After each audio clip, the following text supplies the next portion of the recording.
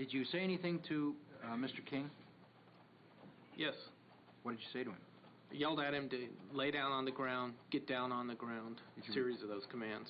A series? Yes. You repeated it? Right. And tell the jury what happened next. I continued to hit him and then knocked him to the ground, yelled at him to stay on the ground, and he repeated the motion again, getting up again. I was completely in fear for my life, scared to death that if this guy got back up, he was going to take my gun away from me, or there was going to be a shooting, and I was doing everything I could to keep him down on the ground. At any time during this evening, did it go through your mind that this was not a human being that you were beating? No. He wasn't an animal, was he? No, sir, just acting like one. He was just acting like one? Yes, sir. Was he acting like a gorilla? No, sir. Now, this call that involved these African Americans, was it in a jungle? In a what? A jungle. No. Was it at the zoo? No. Were there any gorillas around? I didn't see any.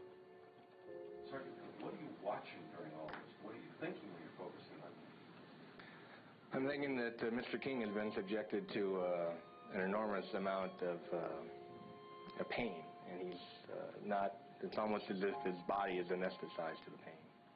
What were you thinking now? I was thinking that I have exhausted all of the use of force that I have, short of deadly force at this time. I'm thinking at this time I'm either going to have to use a chokehold or my weapon. And why didn't you want to use a chokehold, sir?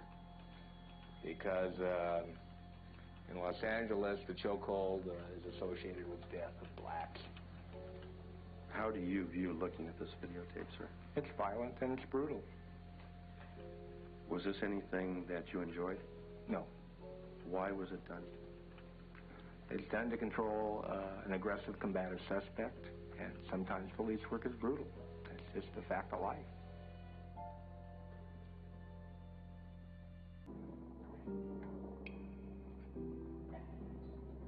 Stopping the video at 3:51:02.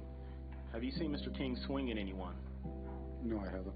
Have you seen him punch at anyone? No, I haven't. Your testimony then, at any point after 3:42:20, any baton blow received by Mr. King is unreasonable and unnecessary? Yes, sir, it is.